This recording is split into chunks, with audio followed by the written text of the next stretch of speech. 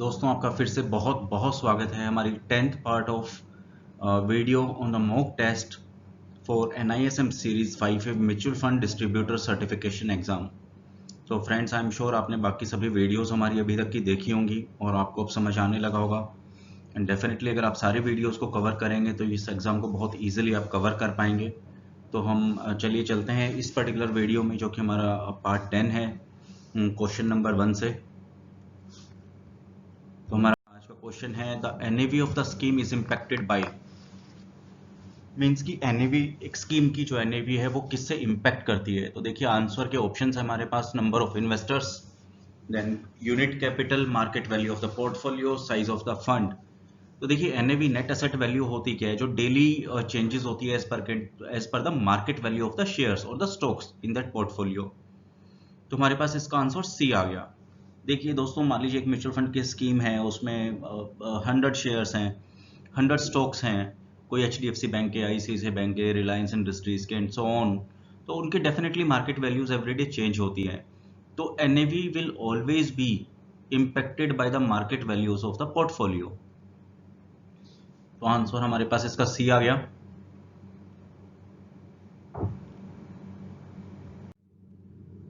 Next question हमारा है technical analysis is projecting trend based on human behaviour. तो देखिए हम जब भी बात करते थे कि किसी भी स्टॉक्स के ऊपर जब हम कॉल लेते थे तो हमेशा प्राइस एंड वॉल्यूम बिहेवियर पर करते थे। तो technical analysis is projecting trend based on human behaviour. इसका मतलब क्या हुआ कि कोई भी स्टॉक्स के अंदर कोई फंडामेंटल एनालिसिस नहीं होता, उसका प्राइस एंड वॉल्यूम बिहेवियर होता है और उसके टेक्निकल बेसिस के ऊपर साथ साथ में हम क्या कह सकते हैं कि trend will always based on human behaviour, कि ये प्राइस क्या चल रहा है, वॉल्यूम क्या चल रहा है और ये कहाँ जा सकता है। तो it will always depend upon human behaviour. तो टेक्निकल एनालिसिस को हम कह सकते हैं एक तरह से ह्यूमन बिहेवियर को रिप्रेजेंट करता है। तो हमारे पास इसका आंसर आ गया ए ट्रू। हमारा आज का नेक्स्ट क्वेश्चन है सब डिस्ट्रीब्यूटर्स वर्क विद। तो हमने देखा था डिस्ट्रीब्यूटर जो म्यूचुअल फंड के लिए काम करते हैं वो उनके बिजनेस को सोर्स करते हैं, क्लाइंट को इन्वेस्टमेंट्स कराते हैं और डिस्ट्रीब्यूटर को कमीशन मिलता है। तो सब डिस्ट्रीब्यूटर को क्या होता है, सब डिस्ट्रीब्यूटर हमेशा डिस्ट्रीब्यूटर जो कंपनीज होती हैं उनके साथ एसोसिएटेड होते हैं। समटाइम्स सब डिस्ट्रीब्यूटर को हम एजेंट्स भी बोलते हैं। तो देखिए इसके हमारे पास जो ऑप्शंस थे, हमारे पास online platform, B bank, C IFA independent financial advisor, D distribution companies. तो हमारे पास इसका आंसर आ गया डी, डिस्ट्रीब्यूशन कंपनीज अपने नीचे छोटे एजेंट्स या सब डिस्ट्रीब्यूटर्स को अपॉइंट करती हैं। हमारे पास नेक्स्ट क्वेश्चन है initial issue expenses that can be charge to the fund. हमने अपने प्रीवियस वीडियोस में डिस्कस किया था कि सेबी का नया रूल था जिसमें सेबी ने इनिशियल इश्यूज एक्सपेंसेस को निल कर दिया था। पहले इनिशियल इश्यू एक्सपेंसेस को 6% तक चार्ज करते थे, बट सेबी का नया रूल्स आने के बाद इनिशियल इश्यू एक्सपेंसेस AMC को ही बोर्न करने पड़ते हैं।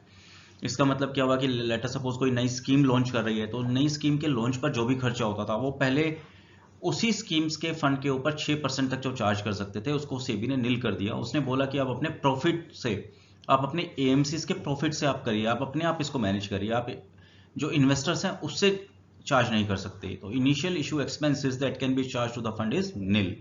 तो हमारे पास जो ऑप्शंस थे इसके नील, 1%, 2%, 1.75%। तो आंसर इज ए, नील। अभी इनिशियल इशू एक्सपेंसेस कोई भी चार्ज नहीं कर सकते फंड मैनेजर्स।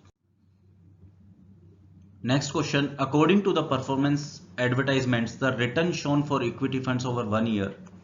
देखिए हमने डेट इक्विटी की स्कीम्स में पढ़ा था कि जब भी रिटर्न्स अगर लेस देन 1 ईयर होंगी तो एब्सोल्यूट रिटर्न डिस्कस करेंगे, और जैसे ही स्कीम्स की return over a period of 1 year तो उनको हम स्कीम्स को डिस्कस करते थे कंपाउंडेड एनुअल ग्रोथ रिटर्न्स पर। तो हमारे पास यहाँ ऑप्शन है annualised yield, B simple return, C absolute return and D CAGR। तो हमारे पास आंसर आ गया डी, बिकॉज यहाँ पर हमारे पास जो फंड्स हैं वो एक इक्विटी फंड्स हैं और 1 साल के लिए ज़्यादा इन्वेस्टेड है, उनके रिटर्न्स हमारे पास 1 साल से ज़्यादा की है, तो उनको एब्सोल्यूट रिटर्न पर डिस्कस नहीं कर सकते, उनको एडवर्टाइज नहीं कर सकते, उसको हम कंपाउंडेड एनुअल ग्रोथ रिटर्न पर ही एडवर्टाइज कर सकते हैं।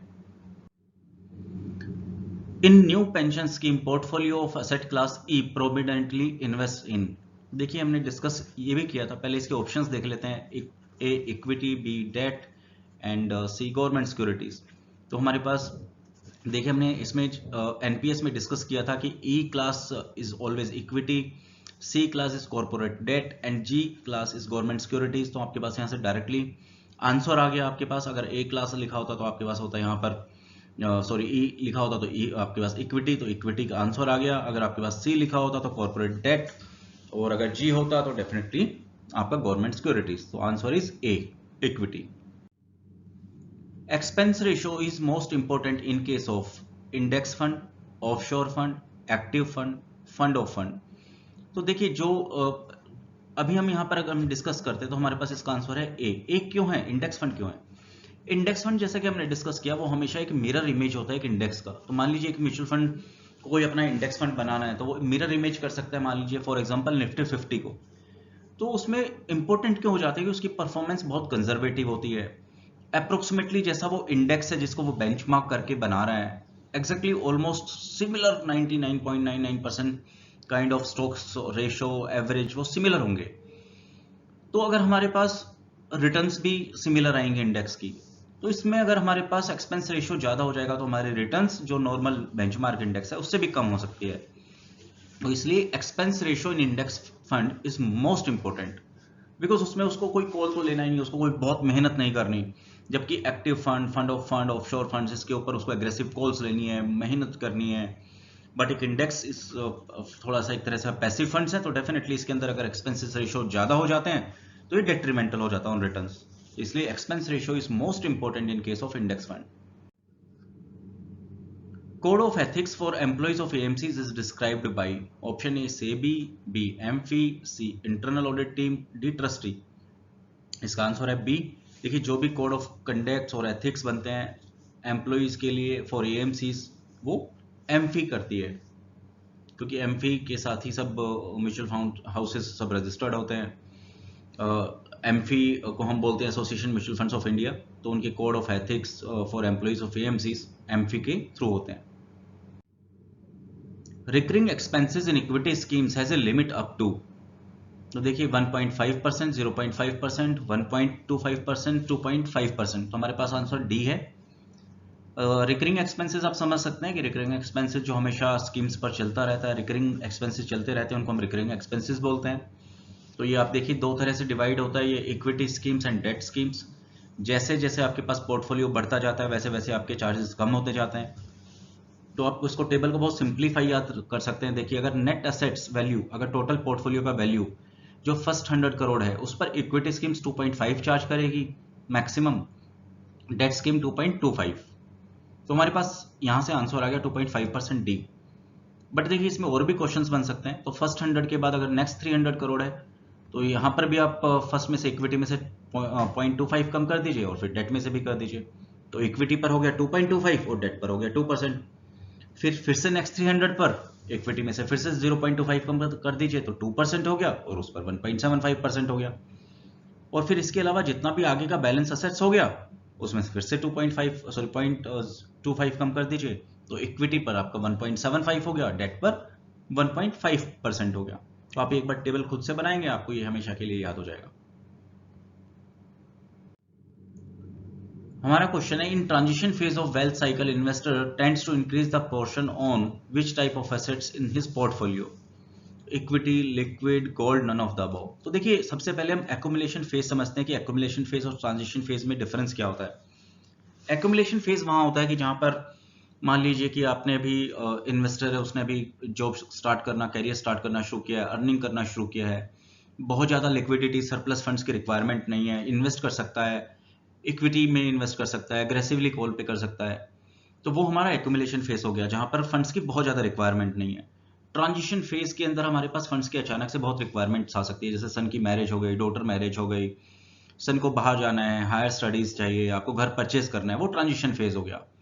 देन डिस्ट्रीब्यूशन फेज आपका आ गया रिटायरमेंट फेज, जहां पर आपने कंप्लीट कर लिया, आपने टेन्योर, आप रिटायरमेंट हो गए, आपने अपना पूरा वेल्थ सरप्लस कर लिया और उसके बाद की आपकी लाइफ अब इंटरेस्ट इनकम पर ज्यादा डिपेंड करती है।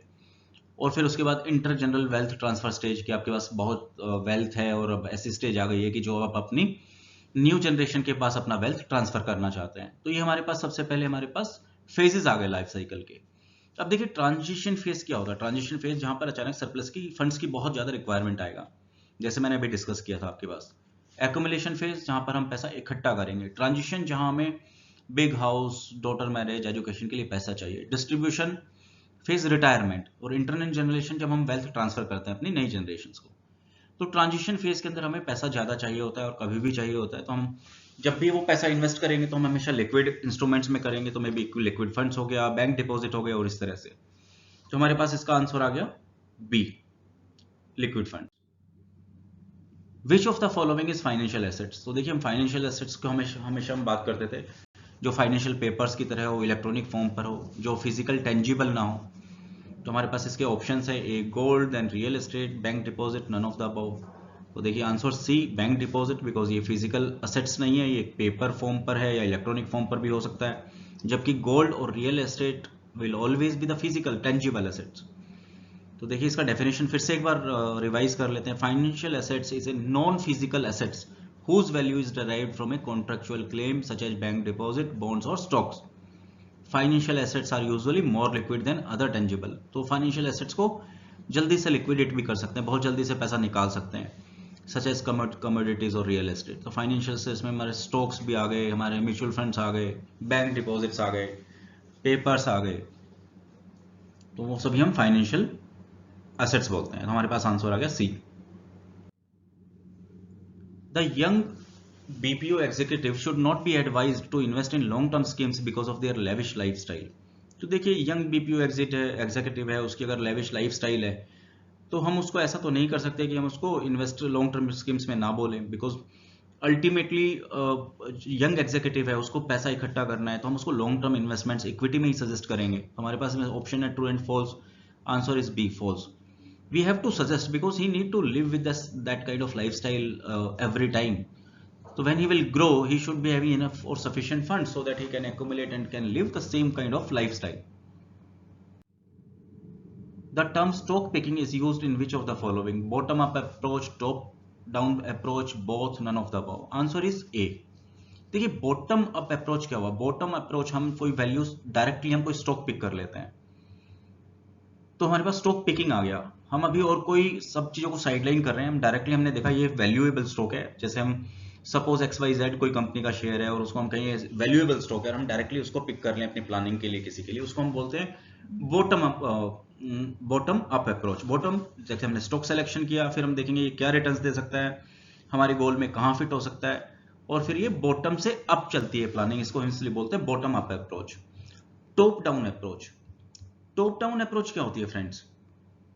टॉप डाउन अप्रोच होती है कि हम पहले उसका पूरी फाइनेंशियल प्लानिंग करें, उसका असेट एलोकेशन करें, फिर उसमें हम जाएं कि इक्विटी में इन्वेस्ट करें, इक्विटी में फिर किस तरह के स्टॉक्स में करें, तो वो हमारी टॉप डाउन हो गई, टॉप से लेके डाउन तक अप्रोच। बट यहाँ हम स्टॉक पिकिंग ने डायरेक्टली पिकिंग किया यहाँ पर कि स्टॉक पिकिंग, तो बॉटम अप अप्रोच मतलब हमने अभी कोई प्लानिंग नहीं की, बट हम नीचे से हमने वैल्यूएबल स्टॉक देखा और उसको डायरेक्टली पिक कर लिया। तो stock picking is used in which of the following? Answer is a, bottom up approach. Bottom से स्टॉक उठा लिया हमने डायरेक्ट। तो आप यहां देख सकते हैं bottom up approach on the other hand analyse the company specific factor first. तो पहले सबसे पहले हम कंपनी और स्टॉक्स को इवेल्युएट करेंगे रेदर देन इकोनॉमिक सिनेरियो और उसके ऊपर क्या होगा। तो आप इस तरह से हम डायरेक्टली ये देख सकते हैं।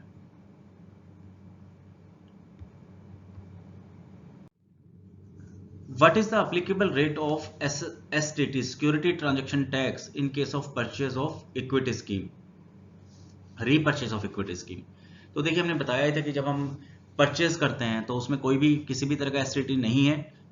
Equity schemes of mutual funds, direct stocks पर तो है, बट म्यूचुअल फंड्स में सिर्फ रिडम्पशन को हम रीपरचेज भी बोलते हैं, क्योंकि इसमें रीपरचेज कौन करता है? AMC रीपरचेज करती है। तो इसमें हमारे पास इसका जो आंसर है वो डी है। उसमें हमारे पास ऑप्शन हो गया 0.13, 0.33, 0.02, 0.025। Answer is D. इतना हम security transaction tax AMC charge करती है इन रीपरचेज ऑफ इक्विटी स्कीम। अब हमारे पास न्यूमेरिकल है, market value is 150 crore. Market value of 150 crore में म्यूचुअल फंड की बात कर रहे हैं हम। Dividend accrued but not received, तो जो उनके पास स्टॉक्स हैं उसमें डिविडेंड अक्रू मतलब डिविडेंड डिक्लेयर हो गया बट उनको मिला नहीं है, वो 8 करोड़ है। लायबिलिटीज जो उनको अभी तक पेमेंट करनी है वो 2 करोड़ की है।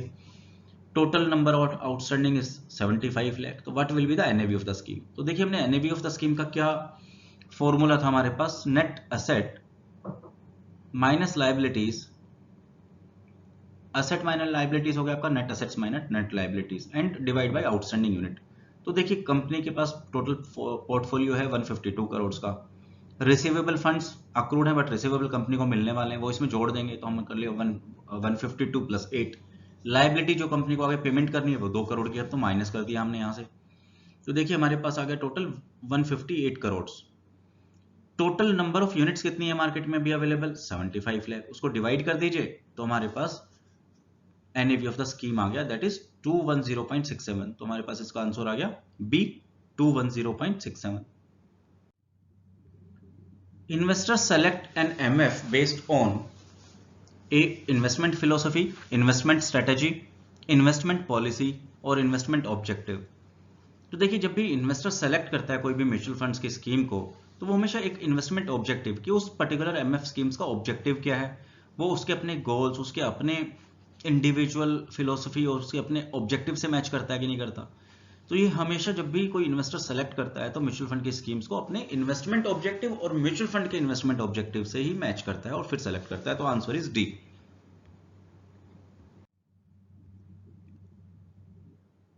Now who has been appointed by the trustee, ये भी हम अपने लास्ट टाइम वीडियोस में डिस्कस कर चुके हैं कि सबसे पहले स्पॉन्सर्स होता है, जो प्रोमोटर ऑफ द कंपनी होता है वो म्यूचुअल फंड हाउस को प्रमोट करता है। फिर उसके बाद जो स्पॉन्सर होता है वो ट्रस्टी को अपॉइंट करता है, ट्रस्टी जो अपॉइंट वो AMC को अपॉइंट करती है। तो हमारे पास इसके ऑप्शंस देखिए, custodian, B R&T, registrar and transfer agent, C AMC, then distributor. तो हमारे पास इसका आंसर आ गया C। AMC को कौन अपॉइंट करता है, ट्रस्टी को, ट्रस्टी को कौन अपॉइंट करता है, स्पॉन्सर्स। तो आंसर इज C। ये अगर आपको ध्यान हो तो मैंने एक स्ट्रक्चर से आपको लास्ट वीडियो में सिंप्लीफाइड वे में समझाया था, जिसमें पूरा आपको रोल क्लियर किया था, custodian, R&T agents, AMC, distributor. तो अगर आप सारी वीडियोस को केयरफुली देखेंगे तो डेफिनेटली आपके लिए बहुत बेनिफिशियल रहेगा।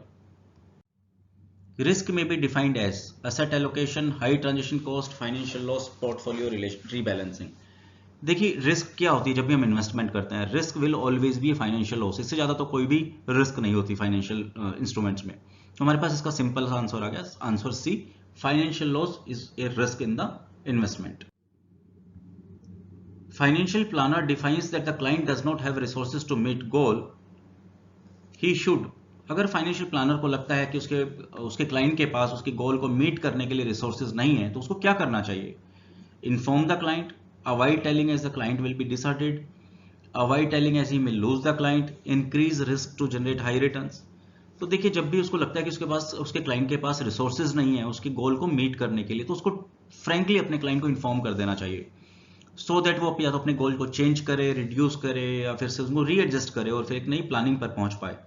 तो एक अच्छे फाइनेंशियल प्लानर का ऑब्जेक्टिव जो होता है वो होता है अपने क्लाइंट को बिल्कुल डार्क में ना रखना और उसके सामने ब्लैक एंड व्हाइट में पिक्चर क्लियर करना। तो he should inform to the client, answer is A। Which of the following account in NPS is a savings account. देखिए हमने डिस्कस किया था NPS में नेशनल पेंशन सिस्टम और नेशनल पेंशन स्कीम, इसमें दो तरह के अकाउंट्स होते हैं जिसको टायर 1 और टायर 2 अकाउंट बोलते हैं। Tyre 1 account is for pension, ये 60 ईयर्स के बाद उसमें कुछ फंड्स आप निकाल सकते हैं और कुछ फंड्स की आप लाइफ टाइम पेंशन ले सकते हैं।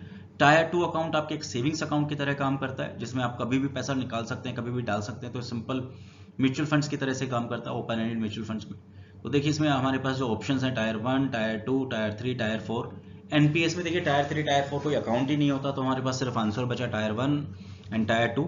Tyre 1 is mandatory for pension, tier 2 is just like a savings account, whenever you want to withdraw you can withdraw your funds, so answer is B। Mutual fund is exempted from wealth tax, तो ये हमने last time भी फिर से discuss किया था, true और false. तो म्यूचुअल फंड में किसी भी तरह का वेल्थ टैक्स नहीं होता है। म्यूचुअल फंड्स में जब भी टैक्सेस होगा तो short term capital gain tax और long term capital gain tax, but there is no wealth tax in mutual fund. KYC is required for investments more than 20,000, 10,000, not required, needed for a single rupee investments। तो देखिए KYC हमने फिर से discuss किया था last हमने videos में कि it's always mandatory for any amount for any kind of investor. तो इसका answer is D, needed for a single rupee investment. If A minor invest 10,000 rupees in a mutual fund, KYC is needed or not। देखिए हम discuss कर चुके हैं whether it's a minor, whether it's an individual, NRI is anybody और amount is anything, KYC is mandatory. तो options देख लीजिए, उसके बाद हमारे पास देखिए हमारे पास इसका आंसर है C. If investors is a minor, KYC should be of his guardian even for a single rupee investment. Means KYC is mandatory for any amount of investments and for anybody, it's mandatory at all. Since preparation of will is a long process, it has to be avoided. तो देखिए will process हमें पता होता है कि क्या होता है, जब भी फैमिली में कोई विल बनाता है तो विल का मतलब होता है कि उसके जो असेट्स है वो उसकी फैमिली में या कैसे वो डिवाइड करना चाहता है, वो किसको डिस्ट्रीब्यूट करना चाहता है। तो अब विल प्रिपरेशन एक लॉन्ग प्रोसेस तो है, बट क्या इसको अवॉइड करना, it has to be avoided. तो फाइनेंशियल प्लानर के हिसाब से तो नहीं। यस, इंडिया में कॉमन नहीं है बिकॉज जनरली इस तरह के हैबिट्स नहीं है या इस तरह की अवेयरनेस नहीं है, but will preparation should always be there. तो देखिए इसमें ऑप्शन है ए ट्रू और फॉल्स, तो इसमें आंसर हो गया false, because will should be prepare. Will एक ऐसा होना चाहिए जिसमें बनाना चाहिए। आप देखते भी कई बार विल नहीं होने की वजह से फैमिली में बहुत डिस्प्यूट्स और झगड़े भी हो जाते हैं इंडिया के अंदर। तो इसमें will should be the financial process. Close ended fund allows investors to sell their units. अब देखिए इसमें ऑप्शन क्या है कि क्लोज एंडेड फंड्स है वो इन्वेस्टर्स को कैसे सेल करने। अब आपको पता है कि क्लोज एंडेड फंड में रीपर्चेज रिडम्पशन तो होती नहीं है, तो वो कैसे अपने वहां उस पैसे को विड्रॉ कर सकता है या अपनी यूनिट्स को कैसे सेल कर सकता है। तो option A, by allowing fixed number of units to sell, by selling number of units in a fixed interval, और by listing MF in stock exchange. तो देखिए क्लोज एंडेड फंड में कोई रीपर्चेज सेल तो होता ही नहीं है, सिर्फ वो म्यूचुअल फंड जो क्लोज एंडेड है वो स्टॉक एक्सचेंज पर लिस्ट होता है, और फिर उसमें जो यूनिट होल्डर्स होते हैं उनके बीच में वो म्यूचुअल फंड जो लिस्टेड होता है वो ट्रेड होता है, बाय और सेल। तो इसका आंसर हमारे पास सी आ गया, by listing mutual fund in stock exchange. Answer is C.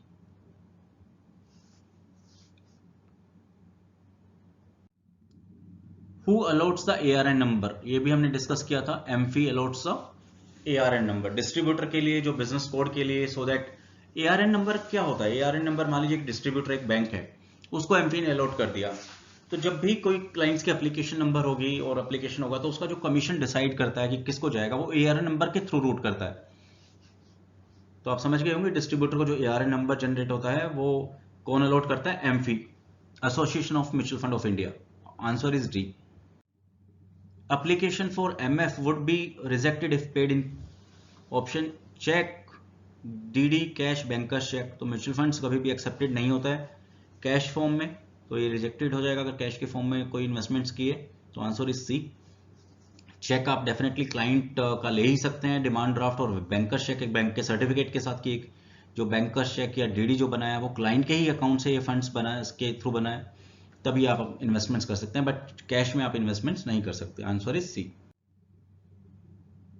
Mutual fund investors can pledge unit. Sorry हम नेक्स्ट क्वेश्चन पे आ गए हैं, तो बट उसका आंसर डेफिनेटली यस है। जो आप जैसे अपनी स्टॉक्स की यूनिट्स को प्लेज कर सकते हैं, वैसे आप म्यूचुअल फंड्स की एनएवी को प्लेज कर सकते हैं। Change in the value of NAV is standard risk, systematic risk, unsystematic risk. तो देखिए हमने change in the value of NAV, NAV का किसी भी रीजन से वैल्यू में चेंज होना स्टैंडर्ड रिस्क हुआ, जो कि हम जनरली ऑफर डॉक्यूमेंट भरते हैं, market is subject to the market risk, तो ये हमेशा उसमें स्टैंडर्ड रिस्क का पार्ट होता है। Answer is a. Which one is called come dividend NAV. तो देखिए एक नॉर्मल एनएवी हो गया, एक हम सुनते हैं कम डिविडेंड एनएवी, फिर सुनते हैं हम एक्स डिविडेंड एनएवी। अब इसके ऑप्शन देखिए क्या है। NAV on the date when the trustee approves dividend, NAV of the date when the notice is issued to meet the trustees to finalise dividend, then C NAV after the date of dividend, and D none of the above. देखिए अब answer A है, इसका मैं आपको थोड़ा explain करता हूं। मान लीजिए कि किसी फंड की एनएवी है, जैसे हम यहां एग्जांपल लेते हैं 15 रुपीज, अभी उसके ऊपर ट्रस्टीज ने डिविडेंड अप्रूव कर दिया मान लीजिए 2 रुपीज का, तो अब अभी सिर्फ अप्रूव हुआ है, डिक्लेयर हुआ है, अप्रूव हुआ है। अब उसमें अप्रूव होने के बाद क्योंकि एनएवी सेम रहेगी, अप्रूव होने से भी पेमेंट तो हुआ नहीं है, तो इसको हम बोलते हैं कम डिविडेंड एनएवी 15 रुपीज। अब मान लीजिए कि उसमें 20% डिविडेंड डिक्लेयर कर दिया, जो हमने बताया था कि 2 रुपीज, 20% ऑफ 10 हम क्यों कैलकुलेट करते हैं, बिकॉज फेस वैल्यू 10 रुपीज था, तो 10 का फेस वैल्यू हुआ 20, तो हमारा 20 रुपीज का 2 रुपीज डिविडेंड हो गया। तो जब वो डिविडेंड पेमेंट हो जाएगा उस दिन से जो कम डिविडेंड एनएवी था वो एक्स डिविडेंड एनएवी हो जाएगा, मींस डिविडेंड के एक्सक्लूड होने के बाद। Right answer is a. तो दोस्तों आज की वीडियो के इस पार्ट में हम यहीं तक क्वेश्चंस कवर करेंगे, but please keep on watching this videos, this will clarify your doubts. आपके क्वेश्चंस जो है ISM एग्जाम में आएंगे 5A मॉड्यूल में, इसमें से बहुत क्वेश्चंस डायरेक्टली और इनडायरेक्टली कवर करेंगे। अगर आप ये सभी वीडियोस आप केयरफुली देखेंगे आपको एग्जाम बहुत इजीली कवर करेंगे। तो please keep on watching this videos, and if you have any comments please do write on the comment box. Again in last, thank you very much for watching my videos. If you are liking these videos, then again I request you to please subscribe my videos and refer to your friends who are in the same field who can get benefits from these videos. We will keep on bringing the new videos, will definitely will help you in your career, in your banking career, in your general domain, on your general knowledge enhancement.